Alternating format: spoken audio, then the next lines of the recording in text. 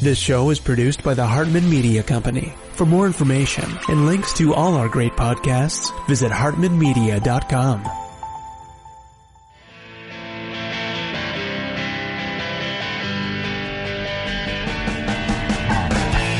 Welcome to the Young Wealth Show, where you'll truly learn how to make, spend, and invest money for an awesome life.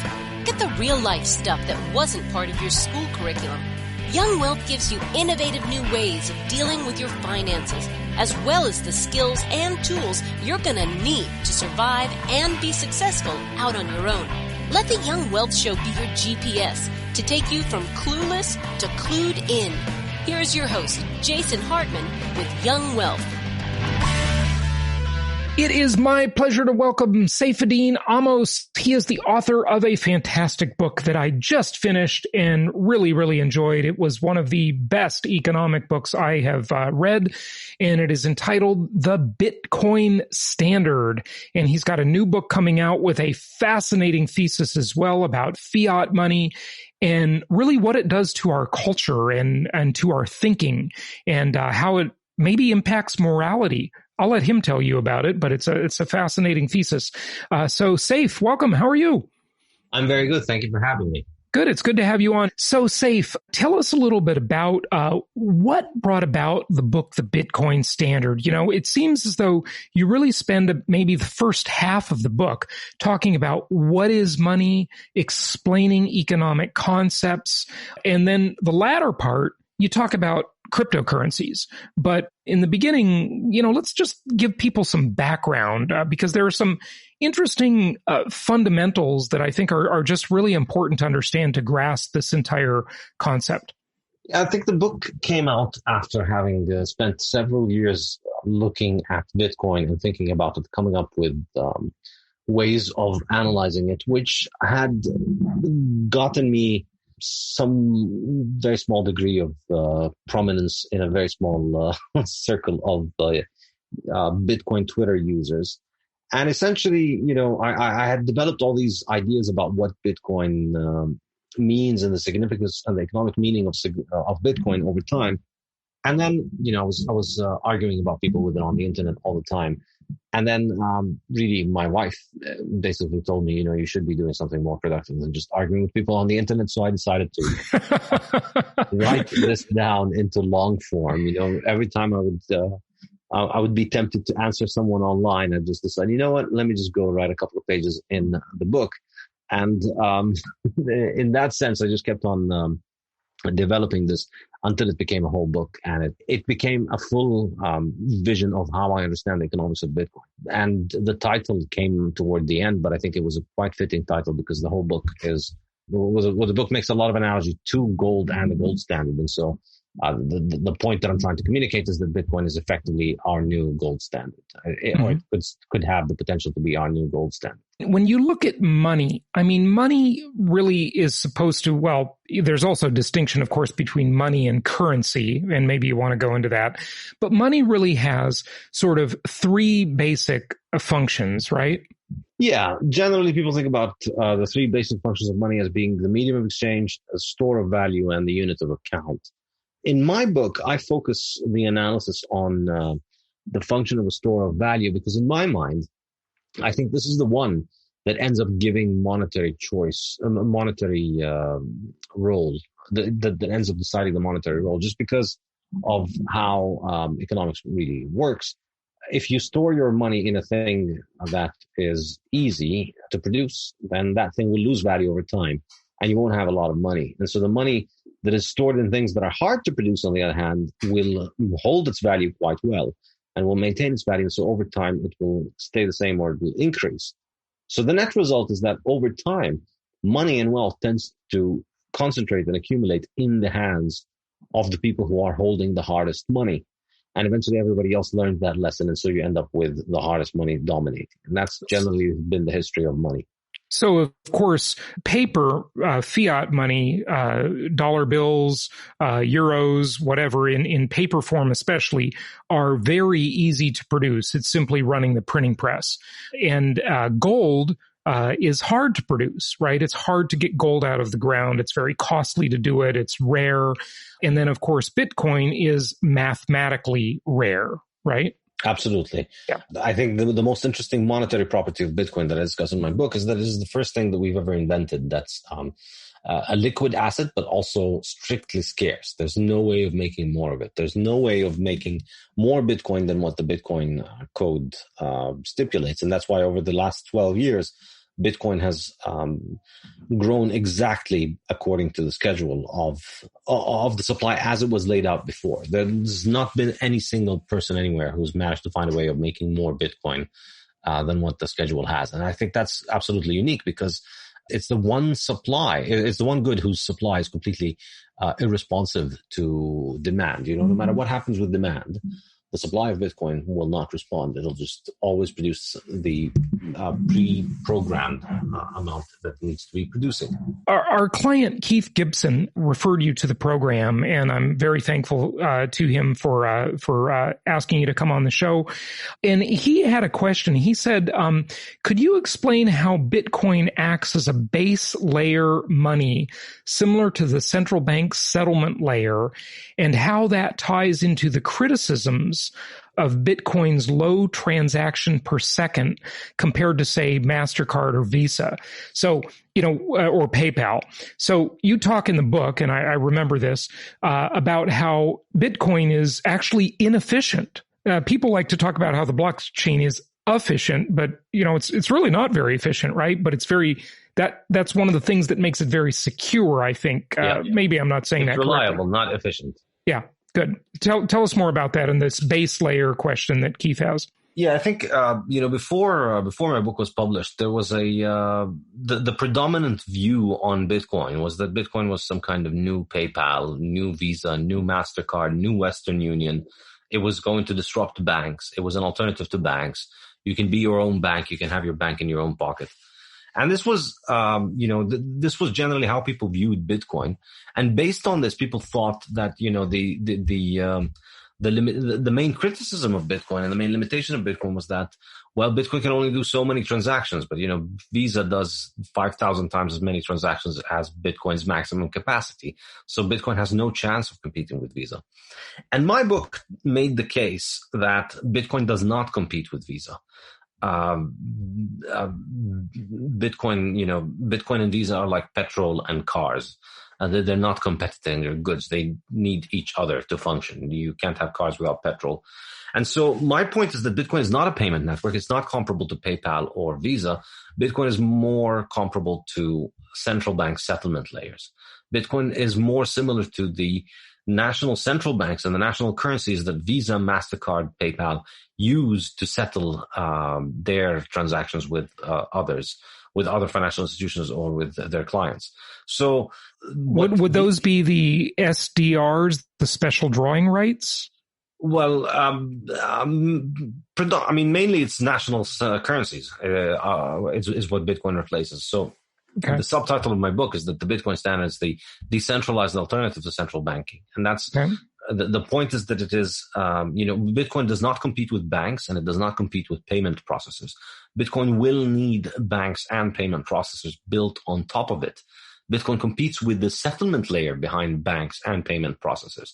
But it offers companies like PayPal and like Visa and like MasterCard, it offers them a monetary standard that they can use without having to resort to central banks. It's the only alternative that financial institutions around the world and individuals have to central banks, because you can now settle payments internationally without having to go through a central bank, which means it's no longer a political question. It's just a purely technical question that you need to solve. It's you put in the private keys and your money travels across national borders, which is something that could not happen before. Before the invention of Bitcoin, if you wanted to move money internationally, you had to go through central banks. That was the only mechanism for money transfer. Bitcoin offers us an alternative to that.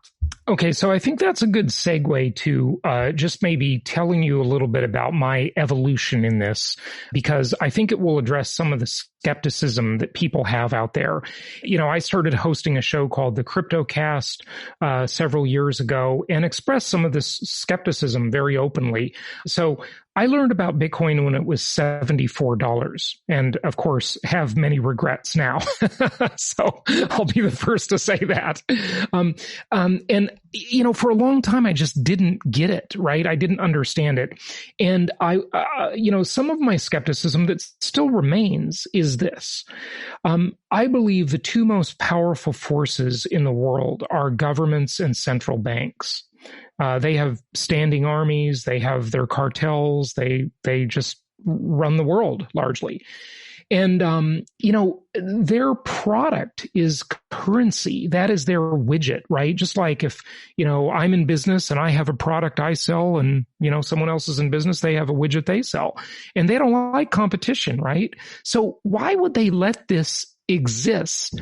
And I know you may well say there's an argument that they can't do anything about it. Okay, great. And I've always said, Saif, I'd love to be wrong about this because my libertarian side says I would not love nothing more than to see a decentralized currency controlled by the people, not the central banks and governments, flourish, because so much of our lives are controlled by the fiat money. We all become puppets on the strings of inflation, deflation, velocity, etc., and capital controls, and economic Berlin walls.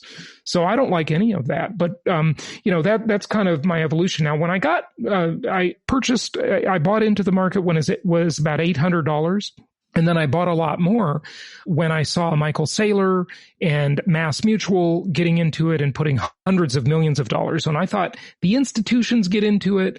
The big governments and central banks probably aren't going to screw over the institutions, but they'll screw over the little people, right? That was kind of my thinking. So there's a lot for you to chew on there. But what do you think? I mean, I think that was also my initial impression about Bitcoin. And the reason I was late to Bitcoin is that I spent a lot of years just thinking, I don't want to be holding it when they crack down on it and start throwing people in jail for it.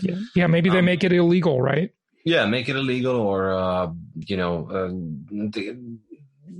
it's not something you want to do. A lot of people have gone into jail for doing things that threaten banking monopolies. So it's no joke. You would think that this would be far more seriously persecuted. But by 2013, it became clear that there was something a little bit different about this. They're just not going to go after it very directly. And I think in my mind, the turning point was when the Silk Road website was shut down and its owner was arrested, or its alleged operator was arrested in early 2013. In my mind, this was going to be the end of Bitcoin. And in my mind, this was the scenario that I had for why Bitcoin would end. They would find a website like that and they shut it down and then say, well, this was enabled by Bitcoin. And so if you hold Bitcoin, you are a criminal. And, then everybody's going to dump their Bitcoin and the price of Bitcoin is going to crash. And that will probably be end of the experiment because it won't be able to recover because, the damage. It'll have this bad perception that it's used by criminals and terrorists, which interestingly, and you aptly point this out in the book, that it's actually a terrible thing for criminals and terrorists because it is not private, contrary to popular belief. It is traceable on the blockchain, right? So, yes. We should dispel that myth that some still believe, but go ahead. Yeah. It's quite easy to make mistakes that make you easily trackable. It's not very easy to not be tracked. It's not easy to be anonymous on Bitcoin. Bitcoin's not an anonymous network. It's a pseudonymous network. And it's always possible that somebody could, not always possible, but I mean, it is possible that your identity could be identified. So I think what was interesting was that after that website was closed down, number one, Bitcoin did not crash. In fact, Bitcoin recovered and rallied from that.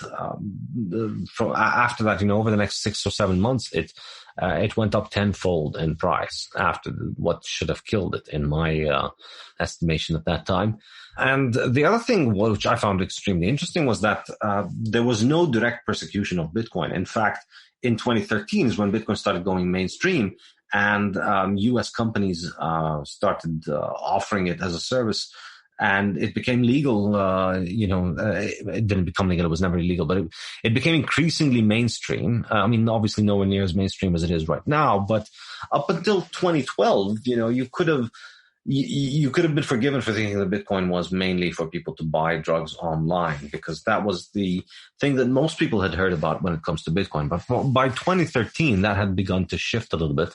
And then, obviously, it has shifted much more. But what I think is interesting is that in 2013 and 14 is when this idea started to occur to me that, maybe they're not going to ban it just because this is just a far more advanced form of technology than what we have. And, I'm sure some individual governments will ban it. But I started thinking of it as Bitcoin is like gunpowder. And, when gunpowder came out, gunpowder was massively disruptive to the existing armies. If you had an army that did not have gunpowder and then another army had gunpowder, well, your army is basically no more, because the other army can just take them all out from long range before your army could even take out a single sword.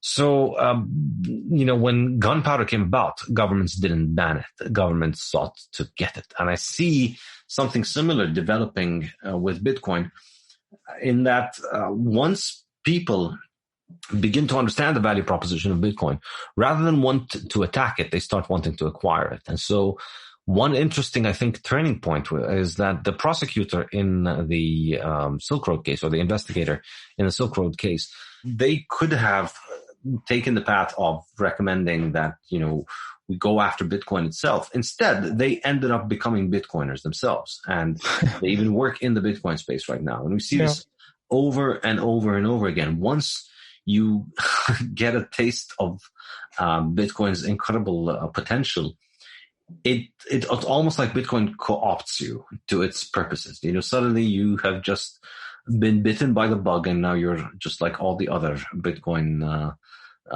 victims. You're just, thinking about it and thinking about how to serve Bitcoin and how to further Bitcoin, because that's it. You've been bitten. Mm-hmm. Yeah, you got the bug, right? Well, there are certainly, there's no shortage of gold bugs in the world, right? So, it's a similar concept, I guess. But, okay, so you don't think that any government can shut it down, but they could make it illegal, right? I mean, look, what the example I used over the years many times, in interviewing crypto experts is look, cocaine is a commodity, right? It's an illegal drug. It's a commodity, right? People trade it, but it's not traded widely because it's illegal and people are afraid of going to jail. But it is a commodity nonetheless.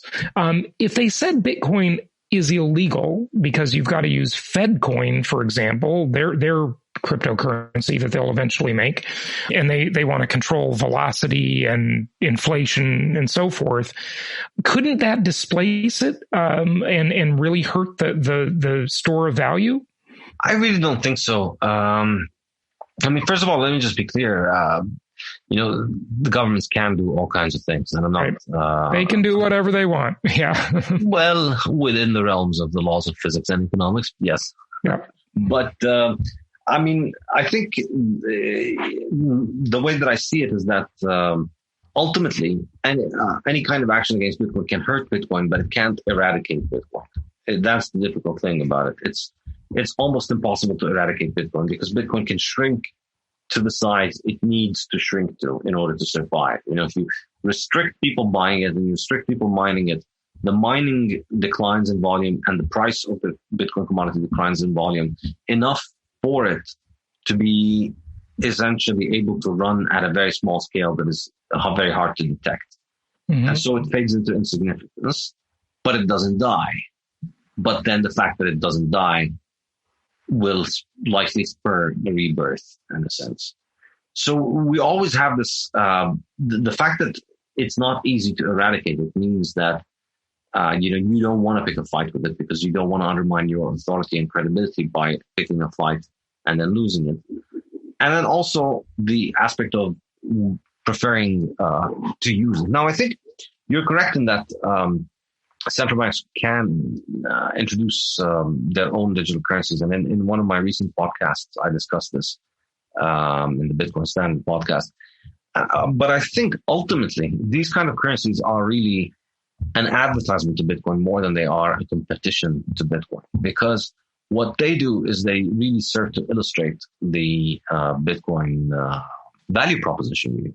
Because what they show you is, the national currencies that will be linked to the central bank.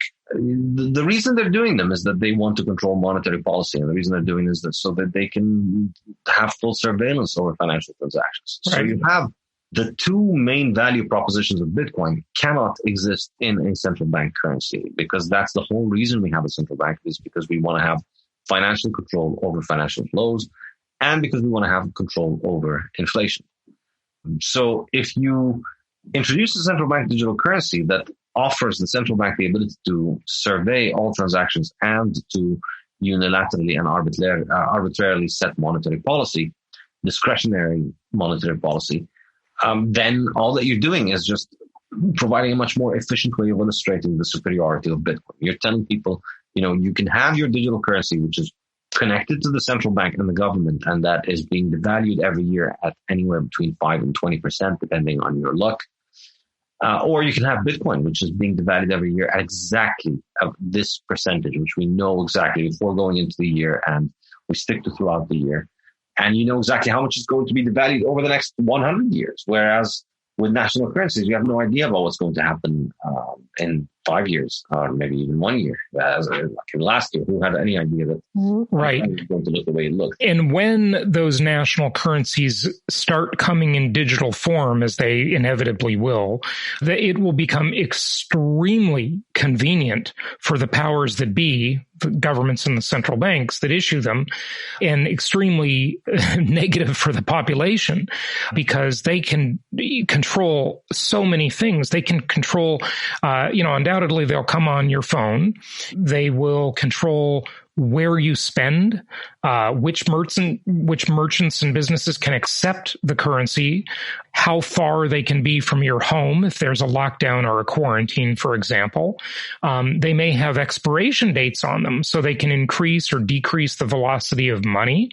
They can devalue over time, maybe overnight, whatever. I mean, they can just do whatever they want. The possibilities are endless for them. They can do it already with dollars, some of those things, but they can do so much more and so much more conveniently with a digital currency, right? Absolutely. Yeah.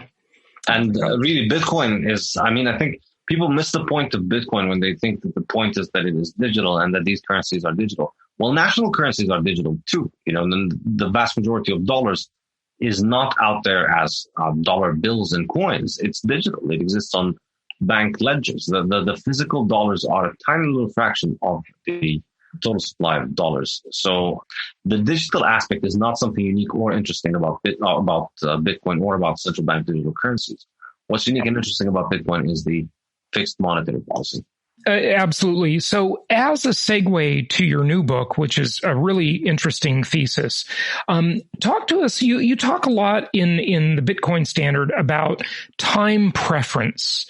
And can you explain what time preference is and what it has to do with currency time preference? In the Bitcoin Standard, I spent a significant chunk of the book talking about time preference, because it's one of the most fascinating, or the most fascinating topic in economics for me. And when I was at university, every class that I would teach, every course that I would teach, I would always sneak in a lecture on time preference. Whatever the topic of the course, I'd always have a lecture on time preference. And I'd always tell students, this might not be the most important thing for your exam, but this is going to be the most important lesson you'll learn in this class and probably in all of university. So, wake up and pay attention to this one. And because I really think it's the most important thing economics teaches you.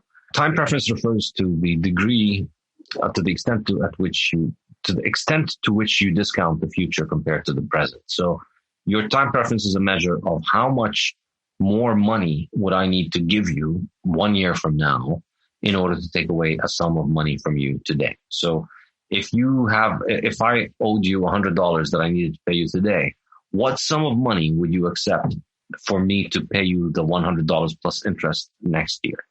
So if the answer is 105, that effectively means that you discount next year by 5%. So you value $105 next year as much as you value $100 today. And so the higher your time preference, means the more you discount the future, the less value you attach to the future compared to the present. And the lower the time preference means the less you discount the future. So you keep attaching more and more value to the future. So it seems like a very simple concept, but it's actually quite powerful in understanding individual choices and all manner of important questions in economics. So for instance, in the Bitcoin standard, I focus on this because in my mind, it's really the most important economic question in all of economics. The trades that you do with your future self are more important than any trades that you do with anybody else. You know, you trade with your employer or your supermarket once a day or once a month or once a week, but you make trades with yourself thousands of times every day. Every single decision you make every day is a trade with your future self. You know, when you decide whether you're going to have that cheesecake after lunch, you're making a trade between, you know, right. you today being happy with the cheesecake, right, and you tomorrow or next week being unhappy with your shape or with you being out of shape. That's the old saying, you know, 30 seconds on the lips, 30 years on the hips. Yeah, absolutely. Yeah. Exactly. So it's a really, really, really powerful analytical tool to start thinking about all manners of decisions, because you see that it applies to everywhere. You know, the example I like to give to university students is how you study for an exam. If you come into a course and you start studying for the material day by day, then, you know, you're constantly keeping a low time preference and prioritizing the end of the semester throughout the semester. And you get to the end of the semester, you review the material and you get a good grade. Whereas if you have a high time preference, then you discount the end of the semester very highly. So you spend all semester partying around, and then you need to cram in the last couple of days, and it doesn't work. And it applies on all manners of things in our personal life. And in my mind, the reason I bring this up is because I believe that money is instrumental in determining time preference. And I discuss this in depth in the Bitcoin standard, as well as in my next book, the Fiat standard, and in the economics textbook, which I'm writing right now, which is Principles of Economics. The way that I see it is, if money is hard, then you expect people to effectively, or let's begin even a step earlier, the reason that people hold money in the first place, the reason people use money as a technology is because it protects us from uncertainty. You know, if there was no uncertainty about the future, you would not need any form of money, because you could just simply make it so that all of your earnings come at the same time that you need to get your expenditures, and you don't need to hold any money. So, you know, your paycheck comes in and it pays off your bills at exactly the right time. Oh, well, you wouldn't need of the three components, you wouldn't need the store of wealth component of money, right? Yes, because if there was no uncertainty, then you could just store your wealth in capital. You know, you could just own stocks and companies and businesses instead of actually owning cash. And instead of owning cash. Yeah. But the reason you want to own cash is because the future is uncertain. You don't know what's happening in the future. And so money is our way of hedging against the uncertainty. It's our way of providing for the future. The harder the money, the more we are able to provide for the future, and the less uncertainty we have about the future. So if we're able to provide more for the future, and if we have less certainty about the future, well, then we have less reason to discount the future. So our discounting of the future declines, and so our time preference drops. So we now have a lower time preference, basically. This is how I think money affects time preference. Okay. So what does that do to us before I ask what it does to us as people, I want to ask you, is there a distinction between time preference and the time value of money that we've all heard of, which is just inflation, right? Is there a difference between those two? I mean, they're kind of related, but yeah, they're distinct concepts. And that, I guess the time value of money is how much you're discounting money over time, which is determined by time preference. Yeah. Yeah. Okay. So what does time preference do? It really messes with our heads, doesn't it, Saif? It really sort of causes bad decisions, and it has huge knock-on implications for culture and society, doesn't it? Tell us about that. Which, by the way, I believe is the subject of your new book. So feel free to talk about that. Yes, but first I'm sorry I have to interrupt this for a minute. You're going to laugh, but my wife just sold the chair on which I'm sitting. So the people are outside of there with fixed storage, so I have to hand it. That is so funny. Okay. This is like an economics lesson right here. I love it. Yeah, That's and you don't understand the running joke about people selling chairs to buy Bitcoin that's going on Bitcoin Twitter. Tell Mark about this. He's going to crack up. I love it. This is great. Got a replacement. Okay. That is fantastic. Okay. So going back on now. Well, I think, the impact of time preference, I think money shapes it, but many other factors shape it. And time preference, really, the lowering of time preference is the process of civilization. As we become more civilized, as we become more human, more cultured, we become more future oriented. We start providing more for the future. We start accumulating more capital, and we start discounting the future more. We start becoming more future oriented, become more civilized, more peaceful.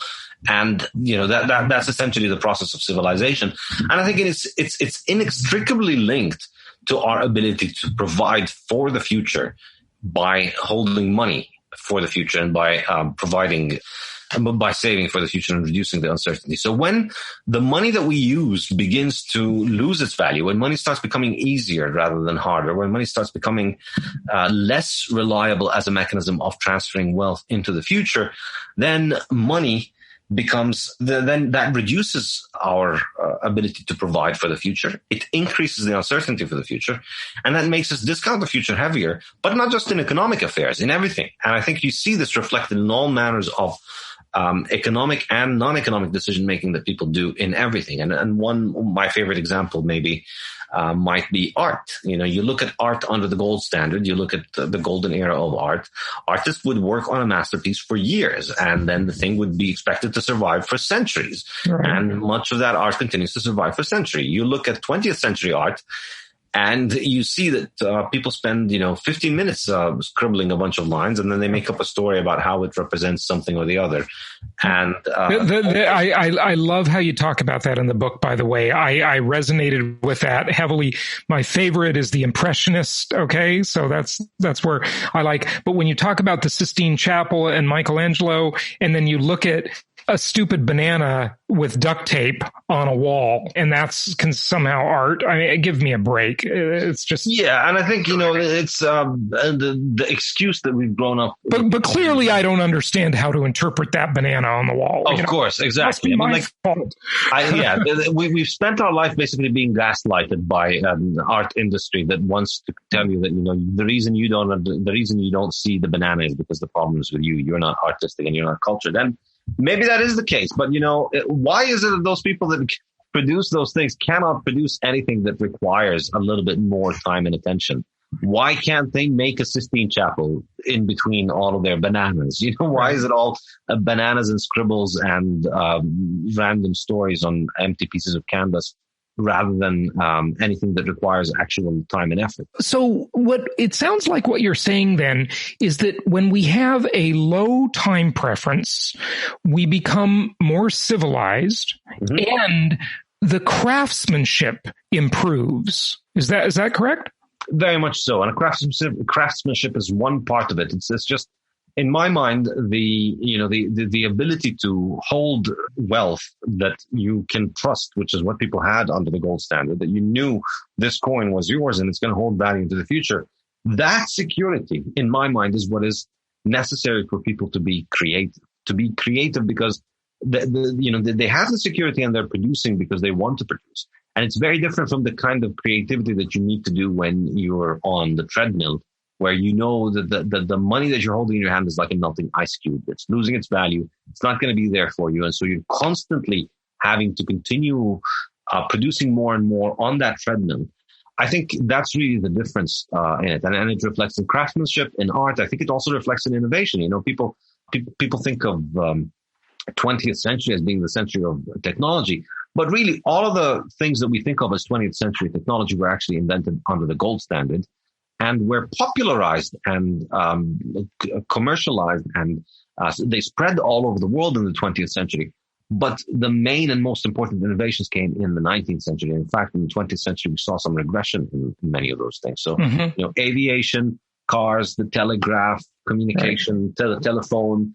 So many of the most important technologies that we've had, 24-hour electricity supply, all these things that completely revolutionized our life, they came under the gold standard. And I don't think it's entirely coincidental that happened. What the gold standard allowed the world to do was to have a large global market where everybody trades with everybody else. And you had the ability for everybody anywhere in the world to save. Anybody could make returns that beat inflation effectively. And inflation at that time was -1%, -0%. So you just holding money allowed you to have appreciation. You didn't have to be an expert investor. You didn't have to study real estate, stock, you didn't have to take inordinate risk. Exactly. Yeah, right. The same coin that you got paid in as a child or as an old man or as a worker, that same coin, you just had to keep hold of it. And that's it. That's your saving account. That's your stock portfolio. Right. And it was good as gold, if you will. And I don't know, we've got to wrap it up here, but this is so fascinating because, when I think about that, I definitely buy into this. However, it kind of strikes me that does the common everyday Joe Sixpack think about that? Or is it so sort of just in the air, if you will, that it just influences everything and we don't even know? It's like a subconscious thing. And I almost wonder if it has a knock-on effect even to relationships in business, in love, in romance, divorce rate. I don't know. How much does this really affect? Oh, I think so. Absolutely. I think it's highly pervasive everywhere because it shapes, time preferences there in everything. In any decision, it involves a short-term versus a long-term outcome. And so family, I think, is an excellent one. As people's time preference rises, they are less likely to think about their future and more likely to think about their present. And I think you see this with time. You see that, people have developed into a world in which they are far more likely to have many more temporary and short-term relationships rather than fewer and much more long-term relationships, which was the case a long time ago. And obviously there are many other reasons there, the contraceptive pill and the sexual revolution and the female introduction to the workplace. All of that, of course, plays into it. But I think another important fact in it is that the move away from hard money to easy money has two economic impacts. Number one, it reduces the family's ability to save for the future, so reduces the incentive that parents have to provide for their children in the long run, or for children to provide for their family in the long run. And it reduces the incentive that people have to invest in a family because it's less likely to pay off in the long term, and also increases the emotional investment in the government or in the state as a replacement of the family, because that devaluation, your savings are being devalued because the government is effectively taking that extra money, and with that money, the government has so much more power that it can provide the family with a growing list of things. And so over the 20th century, over the century of government money, we've normalized the idea that it is government's role to provide things like healthcare and education and dietary guidance and all kinds of different things that, the government is supposed to solve for you and provide for you, which, historically, these are the kind of things that family was there for. Well, there's this whole movement of men, and it's really sadly a kind of a big deal called men going their own way, where they've just kind of given up and they just don't care. They don't care to start families. They don't care to find the love of their life. And they would say the government has become the new husband. It's like, since when was the government supposed to have this role of interfering in every area of our life like this? People view relationships and culture in a much more disposable manner when they have a short time preference. Yes. Just want to make sure I've got this right. High time preference. Versus if they have a long time preference, or they consider their reputation to be more important, and those relationships. I don't want to burn bridges. That person might be useful to me in some way in the future. I'm going to act in a more proper way because I'm going to value the future more. Whereas, everybody just kind of becomes a hedonist and values the now if they have a short time preference. And it almost at first to me, but I'm really starting to see the connection, seemed like a bit of a leap to say, well, that's because of the currency, right? I can see your point. Yeah, I mean, a lot of people have the inclination to just laugh initially, but it's no. When you think about it, it really matters. Go a ahead. lot of people prefer to laugh than to think. Yeah, well, sure, because it's instant gratification.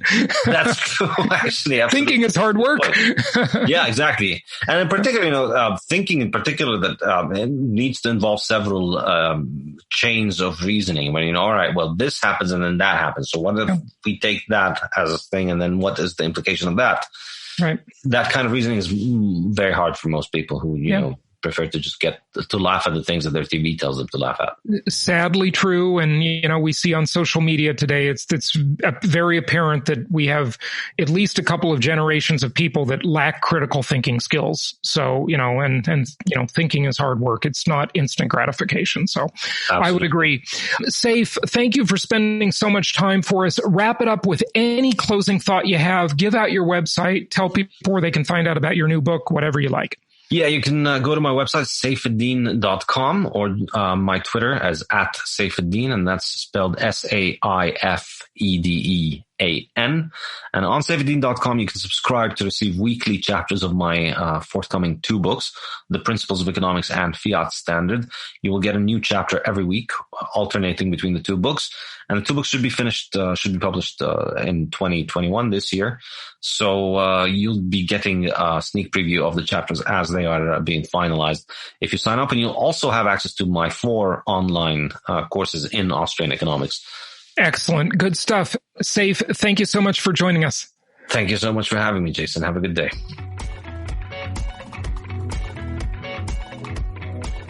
Thank you so much for listening. Please be sure to subscribe so that you don't miss any episodes. Be sure to check out the show's specific website and our general website, hartmanmedia.com, for appropriate disclaimers and terms of service. Remember that guest opinions are their own, and if you require specific legal or tax advice or advice in any other specialized area, please consult an appropriate professional. And we also very much appreciate you reviewing the show. Please go to iTunes or Stitcher Radio or whatever platform you're using and write a review for the show. We would very much appreciate that. And be sure to make it official and subscribe so you do not miss any episodes. We look forward to seeing you on the next episode.